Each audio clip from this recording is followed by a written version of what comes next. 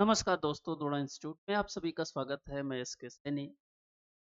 आइए हम सभी लोग देखते हैं कि ऐसे स्टूडेंट जिन्होंने टेट की तैयारी करना चाहते हैं, तो उनके लिए एसएसटी सामाजिक विज्ञान के क्वेश्चन ऐसे यूपीएसएसटी यूपी टीटी जुलाई 2026 में डिसाइड है। इसके पहले फॉर्म आ जाएगा, भर करके आपको पेपर लेगा। तैयारी अभी से करना है। तो पहला क्वेश्चन देखिए, वर्तमान में अंकुर वाट स्थित है। अंकुर वाट का मंदिर है जो कहां पर स्थित है? कंबोडिया में स्थित है। और अंकुर वाट का मंदिर जो है विष्णु को समर्पित है। भगवान विष्णु को समर्पित है अंकुर वाट का मंदिर, जो कहां पर स्थित है? कंबोडिया में स्थित है। भारत में मध्य युग में किस साम्राज्य ने कन्नौज पर शासन किया? मध्ययुगीन भारत का इतिहास जो है, कन्नौज जो है पर शासन किसने किया? यहाँ पे चार ऑप्शन दिया है: राठौर, प्रतिहार, चौहान और पाल। ये हुआ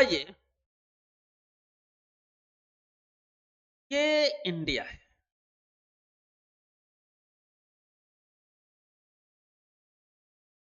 यहाँ पे है कन्नौज।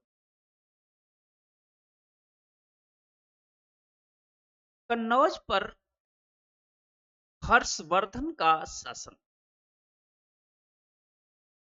हर्षवर्धन सबसे प्रतापी शासक था, वर्धन वंश का शासक था। हर्षवर्धन की मृत्यु के बाद ये कन्नौज जो है के लिए तीन लोगों में लड़ाई हुई। यहाँ पश्चिम बंगाल में थे पाल, यहाँ पे थे गुर्जर प्रतिहार, गुर्जर प्रतिहार थे, और इधर थे दक्षिण भारत में राष्ट्र। ये तीनों में जो है इस कन्नौज के लिए लड़ाई हुई, इसीलिए इसे कहते हैं त्रिपक्षी संघर्ष। इस त्रिपक्षी संघर्ष में प्रतिहार, पाल और राष्ट्रकूट तीनों ने भाग लिया। अंत में विजय जो है प्रतिहारों के पक्ष में हुआ। गुर्जर प्रतिहार जो है विजय हुआ और कन्नौज पर उसी का। तो इसका जो ऑप्शन आएगा, कौन आएगा? गुर्जर प्रतिहार, जो कन्नौज पर अंतिम रूप से शासन। दूसरा सवाल फिर हम लोग देखते हैं, यहां पर बृहदेश्वर मंदिर स्थित। देखो, बृहदेश्वर मंदिर, इसे राजेश्वर मंदिर के नाम से जानते हैं। ये जो मंदिर है शैव मंदिर है, भगवान शिव को समर्पित है। यह भारत की सबसे ऊंचा मंदिर है। ये दक्षिण भारत में स्थित है। का सबसे ऊंचा मंदिर है। यह सबसे ऊंचा मंदिर है दक्षिण भारत का। इसी प्रांगण में भारत की सबसे बड़ी नंदी की प्रतिमा स्थापित। नंदी की प्रतिमा, सबसे बड़ी नंदी की प्रतिमा इसी बृहदेश्वर मंदिर में स्थापित है। यह स्थिर कहाँ है? तमिलनाडु में स्थित है। तंजौर के तमिलनाडु में स्थित है बृहदेश्वर मंदिर, जिसे राजराज प्रथम ने बनवाया था, राजराजेश्वर ने बनवाया था। तो बृहदेश्वर मंदिर कहाँ? इसका ऑप्शन क्या हो जाएगा? ए तंजौर में स्थित है। इसके बारे में इतना आपको एक्स्ट्रा फैक्ट मिला, इसको भी ध्यान रखेंगे। शाहनामा किसने पुस्तक लिखी? शाहनामा, देखो ये लिखा हुआ है फिरदौसी के शाहनामा। फिरदौसी जो है महमूद गजनबी के शासक काल में फिरदौसी आया था। फिरदौसी जो है महमूद गजनबी के शासन काल में है और इसी ने शाहनामा नामक पुस्तक की हुई है। अगली जो है, निम्न में कौन सा सुमेलित है? लॉर्ड कॉर्नवालिस ने अस्थाई बंदोबस्त किया। ये 1793 ईस्वी में परमानेंट सेटलमेंट करने वाला लॉर्ड कॉर्नवालिस था। लॉर्ड विलियम बेंटिंग जो है सती प्रथा का अंत किया था। सती प्रथा का अंत जो है 1828 ईस्वी में लॉर्ड विलियम बेंटिंग ने किया था। लॉर्ड केनिंग जो है 1857 की क्रांति के समय था।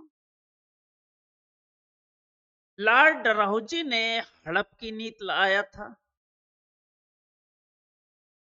हड़प की नीति जो है लॉर्ड डलहौजी द्वारा दिया गया। तो इस तरह से कौन सा सुमेलित है? आपको सबसे पहला सुमेलित है लॉर्ड कॉर्नवालिस ने अस्थाई बंदोबस्त लागू किया।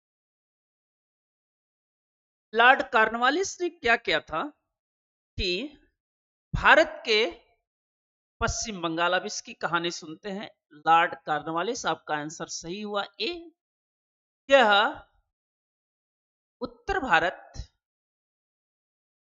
में बंगाल, बिहार, उड़ीसा और पूर्वी उत्तर प्रदेश, पूर्वी यूपी में एक नया सिस्टम लाया जिसे कहते हैं परमानेंट सेटलमेंट, अस्थाई बंदोबस्त। इसमें क्या था कि ब्रिटिश ईस्ट इंडिया कंपनी ने क्या करती थी, यहां पे लोगों से टैक्स लेती। और टैक्स आज भी हम लोग देते हैं लेकिन पता नहीं चलता है। आप हर एक चीज पे टैक्स देते हैं, सुई से लेकर खाने पीने चीजें पे सब टैक्स देते हैं। सरकार उसमें इंक्लूड करके ले लेती है। उस समय ऐसा कुछ था नहीं। उस समय खेती होती थी तो खेती में जो उपज होता था सरकार उसका टैक्स ले लेती थी।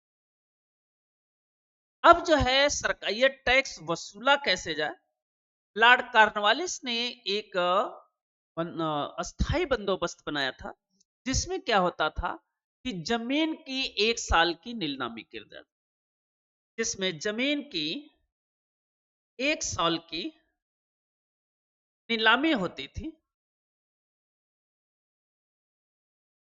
जो ज्यादा बोली लगाता था, फिल्म में भी आप देखते होंगे, इतना करोड़ रुपया, ये इतना करोड़, इतना लाख रुपया, तो बोली लगती थी, बोली बोली जाती थी। जो उसको ज्यादा पे करते थे उसको 1 साल के लिए दे दिया जाता। तो जमींदार क्या करता था, टैक्स वसूल करके सरकार के खाते में 1 साल का जितना अमाउंट होता था वो देता था, बाकी अपने पास रखता था। जो जमा करने का था वह 10/11 भाग खजाने में था, खजाने में जमा करना होता था, और 1/11 भाग जमींदार अपने पास रखता था। जमींदार अपने पास रखता था। और अगर ड्यू डेट के सूर्य अस्त होने तक अगर आप पैसा नहीं देते हैं तो आपकी जमीन छीन ली जाएगी। इसी में सूर्यास्त का नियम लागू था। सूर्यास्त का नियम ये नियम होता है कि अगर आप ड्यू डेट तक, सूर्य के अस्त होने तक अगर आप पैसा पे नहीं करते हैं तो आपकी जमीन छीन ली जाएगी। तो भारत सरकार यानी ब्रिटिश ईस्ट इंडिया कंपनी द्वारा ये टैक्स वसूलने की एक प्रथा थी, जिसे हम अस्थाई बंदोबस्त के नाम से जानते हैं और जिसे लॉर्ड कॉर्नवालिस ने शुरू किया था 1793 ईस्वी में। क्वेश्चन नंबर अगला,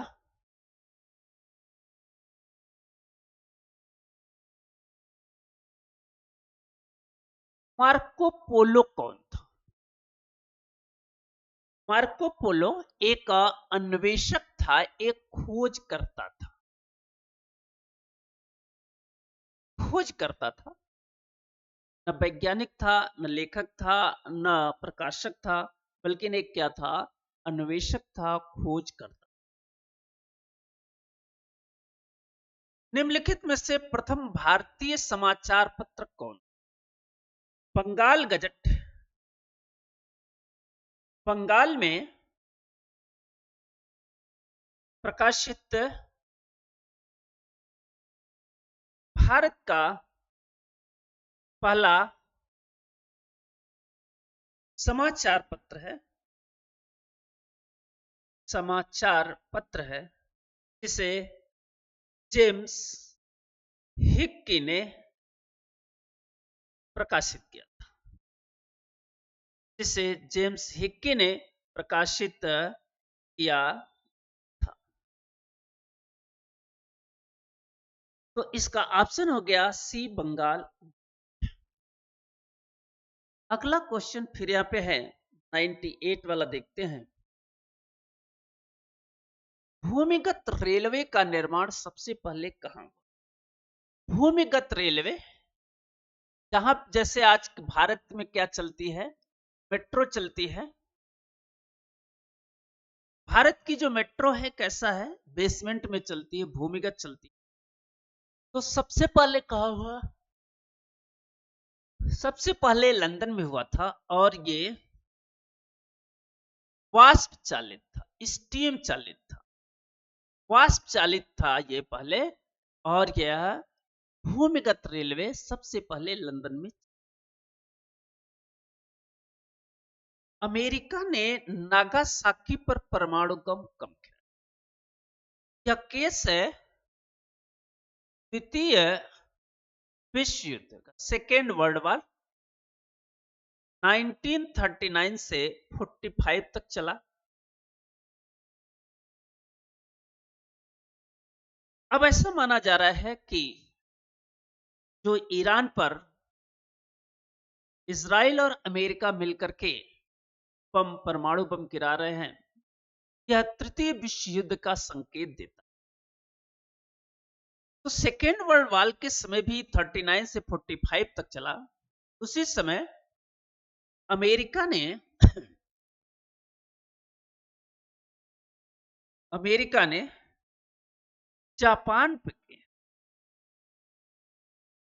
हिरोशिमा और नागासाकी, हिरोशिमा और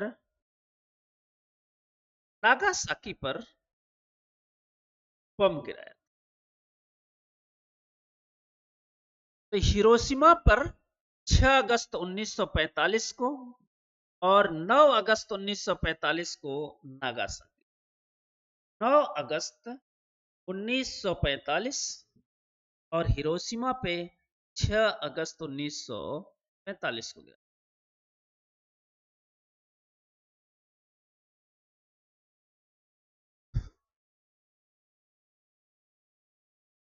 इसका नाम भी दिया था लिटिल बॉय और लिटिल गर्ल। इसका नाम रखा था उसने लिटिल। तो इसका ऑप्शन आएगा नागरिक सुरक्षा संगठन की स्थापना कब की? देखो, इंडिया और चाइना का युद्ध हुआ था 1962-63 में।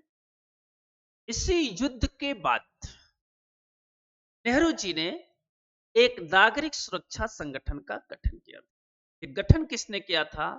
भारत के प्रधानमंत्री नेहरू जी ने 1962 ईस्वी में भारत और चीन के युद्ध के बाद भारत और चीन के युद्ध के बाद इस नागरिक सुरक्षा संगठन का गठन किया था। अगला क्वेश्चन फिर देते हैं। बाल कल्याण से संबंधित अंतर्राष्ट्रीय संस्था कौन सी है? बाल संबंध राष्ट्रीय संस्था को क्या कहते हैं? यूनिसेफ कहते हैं। यूनिसेफ यूनिसेफ जो है क्या है? बाल कल्याण से संबंधित संस्था है। कौन सा देश कक्षीय यानी सार्क का सदस्य नहीं है? सार्क का जो सदस्य नहीं पूछा हुआ है वो म्यांमार नहीं है, बाकी भूटान है, मालदीव है, अफगानिस्तान है। सार्क की स्थापना जो है तत्कालीन बांग्लादेश के जो वहां के राष्ट्रपति थे जियाउर रहमान, उन्होंने किया था। और उसमें इंडिया है, बांग्लादेश है, अफगानिस्तान है, मालदीव है, भूटान है, लेकिन म्यांमार नहीं है, बाकी सब है। निम्नलिखित में से कौन सी सबसे लंबी नदी है? गोदावरी, कृष्णा, महानदी, कावेरी। देखो, गोदावरी है दक्षिण भारत की सबसे लंबी नदी। सबसे लंबी नदी यही है। इसे बूढ़ी गंगा भी कहते हैं। बूढ़ी गंगा यानी दक्षिण की गंगा भी कहते हैं। यह निकलती कहां से है? महाराष्ट्र के नासिक जिले से निकलती। महाराष्ट्र के नासिक जिले से निकलती है और बे ऑफ बंगाल में जाकर के गिर जाती है। तो गोदावरी जो है वहां की दक्षिण भारत की सबसे लंबी नदी है और इसकी लंबाई है 1465 किलो। दूसरे नंबर पर कृष्णा है 1410 किलोमीटर। महानदी और कावेरी कम है। तो गोदावरी यानी दक्षिण गंगा जो है सबसे लंबी नदी है, जिसके बारे में भी आपको इतनी इंफॉर्मेशन।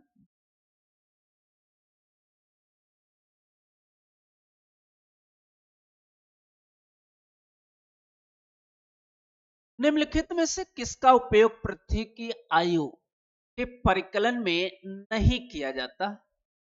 नहीं की बात कर, किसका परिकलन जो है नहीं किया जाता? चंद्रमा का ज्वारीय बल, महासागरों को लौट, पृथ्वी का आकर्षण, अवसादन की। चंद्रमा का ज्वारीय बन किया जा सकता है। महासागरों में लवणता ही करेगा। पृथ्वी का जो अट्रैक्शन बल है ये नहीं करेगा, बाकी सब करते हैं। पृथ्वी की आयु ज्ञात करने में 1, 2, 3 करते हैं, पृथ्वी की आकर्षण बल ही काम करता। तो इसका ऑप्शन आएगा सी। Question number 105। संयुक्त राज्य अमेरिका के दक्षिण कैलिफोर्निया में स्थित मृत घाटी डेड सी, डेड वैली निम्न में से किसका उदाहरण? इसे कहते हैं रिफ्ट घाटी। रिफ्ट माने होता है वैली। रिफ्ट घाटी के नाम से जानते। 105 का क्वेश्चन जो सही हुआ सी सही।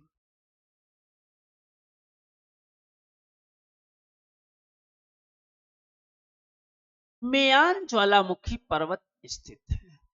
मेयान ज्वालामुखी पर्वत स्थित है संयुक्त राज्य अमेरिका, हवाई द्वीप, चिली में। मेयान जो ज्वाला है फिलीपींस का ज्वालामुखी है और यह सक्रिय ज्वालामुखी है। सक्रिय ज्वालामुखी वो ज्वालामुखी होते हैं जिसमें से हमेशा लावा निकलता रहता है। सक्रिय ज्वालामुखी है जो इसमें से क्या रहता है? हमेशा लावा निकलता रहता है।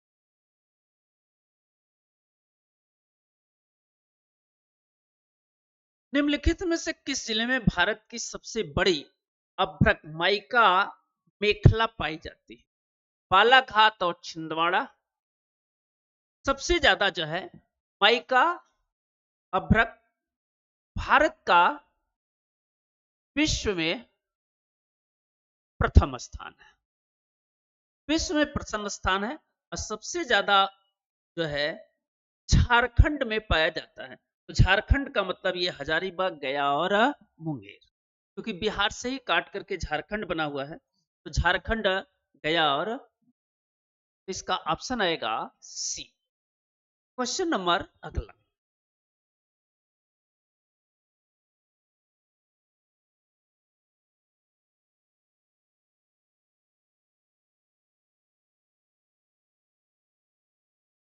हम्म, 108 देखेंगे।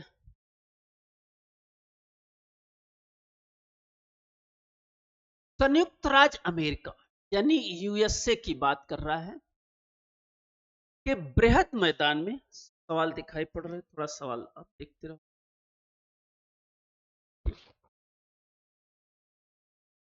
बृहद मैदान में प्रवाहित होने वाली शुष्क एवं धूल भरी पवन को क्या कहते हैं? ब्रिक फिल्डर नहीं, ब्लैक रोलर के नाम से जानते हैं। जैसे हम लोगों के यहाँ भी गर्मी के मौसम में धूल भरी हवाएं चलती हैं, जिसे हम लू कहते हैं, वैसे ही हवाएं संयुक्त राज्य अमेरिका में गर्मी के मौसम में चलती हैं। उसका नाम है ब्रेक लोरर। और भारत में अगर ऐसी चलेगी तो इसे क्या कहेंगे? लू के नाम से चल। निम्नलिखित में से कौन सा जोड़ा गलत? अब देखिए, ये नदी है लंदन जो है टेम्स नदी पर है, स्थित है, सही है।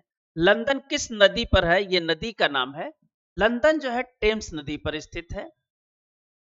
पेरिस जो है डेन्यूब नहीं, सीन नदी पर स्थित है। न्यूयॉर्क जो है हडसन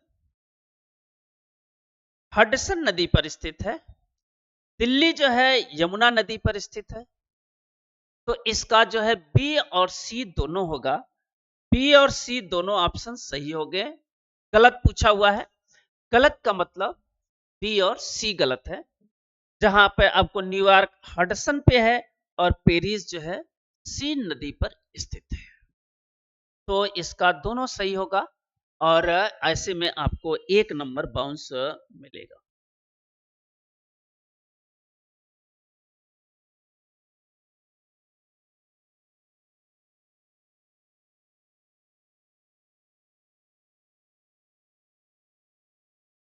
क्वेश्चन नंबर, वायु की गति सामान्यतः जिस यंत्र से मापते हैं उसे कहते हैं। वायु की गति जिससे मापते हैं उसे क्या कहते हैं? स्पीडोमीटर से स्पीड नापते हैं, चाल नापते हैं। गाड़ी जब चलाते हैं, फोर व्हीलर या टू व्हीलर, तो आगे घड़ी जैसी लगी होती है, एक की स्पीड जो बताती है स्पीडोमीटर होते हैं। विंडेज जो है, बैरोमीटर जो है वायु दाब मापता है। एनीमोमीटर जो है वायु की गति नापते हैं। तो इसका ऑप्शन जो सही होगा, ये कौन सा सही होगा? डी। एनीमोमीटर जो है वायु की गति नापते हैं। कोयला का सर्वाधिक उपयोग होता है। कोयला का सर्वाधिक उपयोग किसके लिए होता है? ऊर्जा के लिए होता है। एनटीपीसी,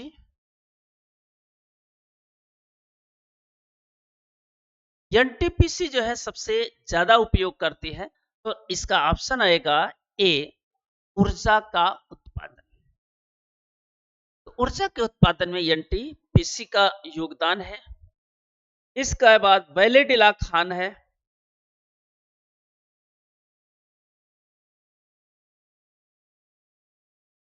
वैलेडिला, देखो वैलेडिला जो है खान किसके लिए है? यह लौह अयस्क के लिए है। ये छिंदवाड़ा जिले में है आपका। इसके पहला टीला जो है लौह अयस्क के लिए उपस्थित है और ये छत्तीसगढ़ के छिंदवाड़ा जिले में स्थित है। संयुक्त राष्ट्र महासभा ने मानव अधिकार की घोषणा कब की थी?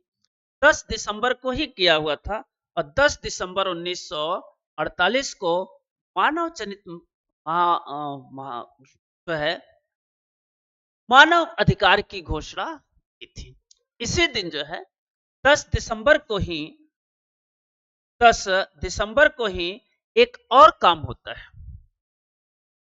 मानव अधिकारों की घोषणा ये 10 दिसंबर 1948 को किया गया था, लेकिन इसी 10 दिसंबर को एक नया रूप में भी याद करते हैं, हम नोबेल प्राइज के रूप में भी याद करते हैं। इसे नोबेल प्राइज के रूप में आते हैं। नोबेल जो है पुरस्कार के रूप में हम 10 दिसंबर को याद रखते हैं। तो मानव अधिकार की घोषणा यूएन ने किया था, यूनाइटेड नेशन ने किया था और ये कब किया था? 10 दिसंबर 1948 को किया था। अगला क्वेश्चन फिर हम लोग देखेंगे।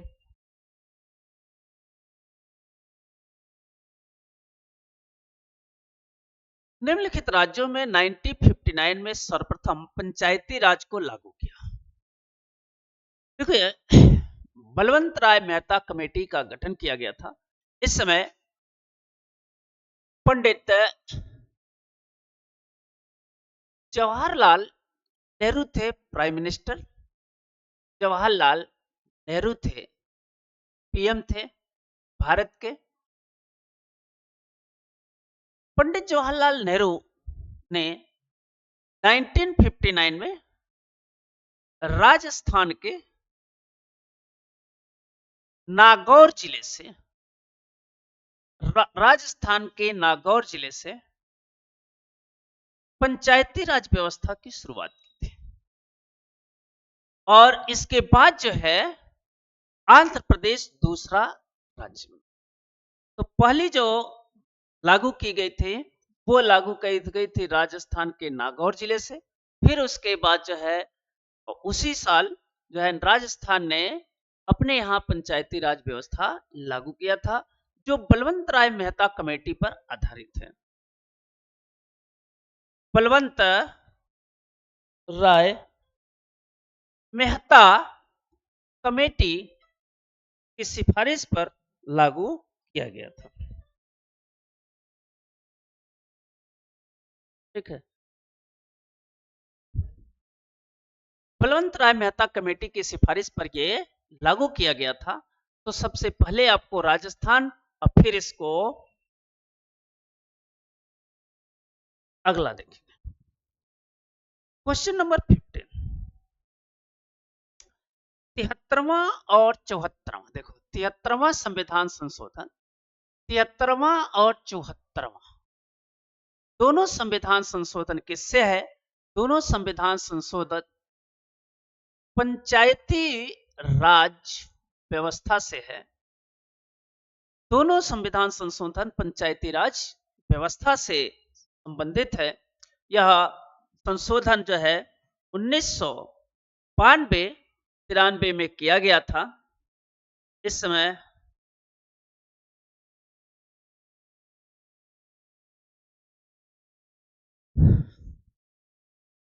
तिहत्तरवां 74वां संविधान संशोधन 1992 में 93 में किया गया था, जिसमें पंचायती राज व्यवस्था का अमली जामा पहनाया गया था।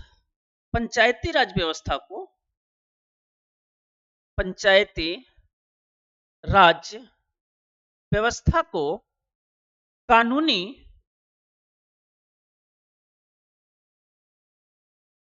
कानून रूप से प्रतिबद्ध किया गया था, जो कि पंचायती राज व्यवस्था में क्या हुआ कि अब इसमें 73वां 74वां संविधान संशोधन की जो कुछ मूल बातें हैं, जिसमें पंचायती राज व्यवस्था में 73वां में आपको ग्रामीण प्रशासन के बारे में है।